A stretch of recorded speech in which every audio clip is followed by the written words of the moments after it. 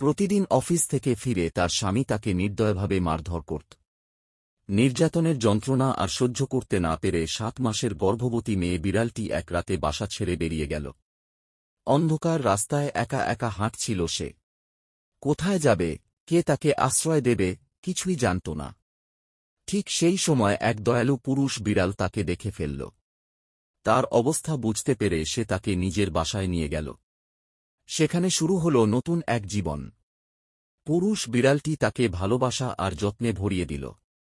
কিছুদিনের মধ্যেই মেয়ে বিড়ালটি এক সুন্দর ছোট্ট বাচ্চার জন্ম দিল। নতুন প্রাণের আগমনে তাদের ছোট্ট সংসার ভরে উঠল আনন্দে। দিন কেটে গেল, বছর ঘুরল। সুখের দিনগুলো শান্তিতে চলছিল। কিন্তু একদিন হঠাৎ বিপদ এল। যে পুরুষ বিড়াল তাদের আশ্রয় দিয়েছিল সে কাজে বের হয়ে দুর্ঘটনার শিকার হল। মাথায় পাথর পড়ে অজ্ঞান হয়ে গেল। তাকে তড়িঘড়ি হাসপাতালে নেওয়া হল। খবর পেয়ে মেয়ে বিড়ালটি ভেঙে পড়ল না। সে জানত এখনই তাকে শক্ত হতে হবে। বাচ্চাটিকে নিয়ে সে নানা জায়গায় কাজ শুরু করল। সামান্য যে টাকা আয় করত তা দিয়ে প্রিয় সঙ্গীর চিকিৎসার খরচ চালাত। এমনকি ছোট্ট বাচ্চা বিড়ালটিও মায়ের পাশে দাঁড়াল। নিজের মতো করে ছোটখাটো কাজ করে সেও সাহায্য করতে লাগল।